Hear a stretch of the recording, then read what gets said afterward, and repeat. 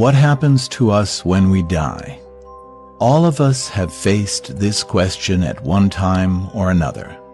Many shrug it off, considering the question unanswerable.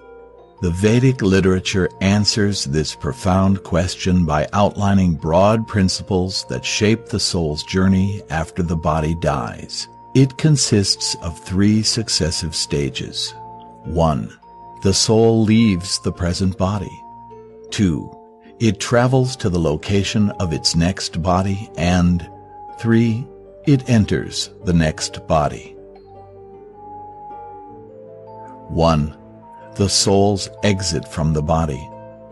Vedic wisdom explains that death actually occurs when the soul permanently leaves the gross material body. At the time of death, the soul normally exits from one of the 9 holes in the body, which the Vedas refer to as the 9 gates: the 2 eyes, the 2 ears, the 2 nostrils, the mouth, and the 2 excretory organs. The Brihadaranyaka Upanishad 4.4.1-2 describes the soul's departure.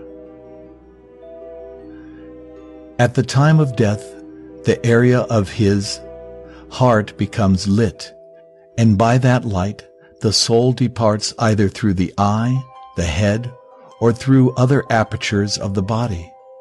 And when he departs, the pranas, or life airs, follow him to his next destination. His knowledge and his deeds follow him, as does his previous wisdom, if not specific details of his former life. Souls that are spiritually evolved generally depart from one of the 7 holes in the head, whereas souls that have yet to sufficiently evolve depart from one of the 2 other holes. The point through which a soul departs indicates its next destination.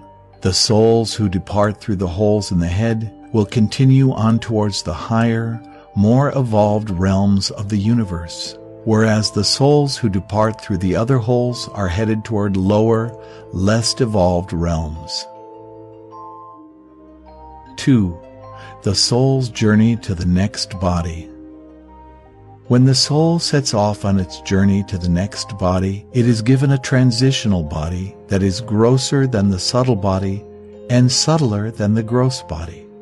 Equipped with this body that the Vedic literature calls preta, the soul is taken by nature's arrangement to its next destination.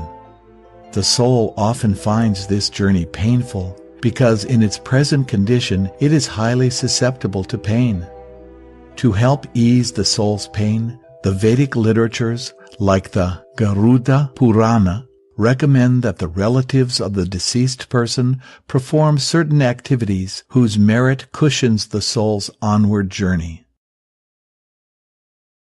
3.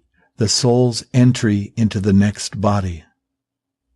Srimad Bhagavatam 3.31.1, a classic of the Vedic library, outlines one of the typical pathways by which the soul enters the body. The soul is made to enter into the womb of a woman through the particle of male semen to assume a particular type of body. What determines our next body? Which body a particular soul gets is determined by the broad principles that underlie the mechanism of reincarnation. This soul, after having thrown away the old and useless body, makes unto himself newer and hopefully better bodies according to his previous actions, ability, and desires. The Bhagavad Gita 15.8 offers another metaphor to explain how the soul finds its next destination. Just as the air carries aromas, the soul carries its different conceptions of life from one body to another. And as we've already heard from the Bhagavad Gita 2.22, the body is like a piece of clothing for the soul. Reincarnation is therefore something like taking off an old suit and putting on a new one. Just as what suit we wear is usually determined by our taste and our budget, the soul's new suit is determined by its desires, its attachments, and the karma it has acquired.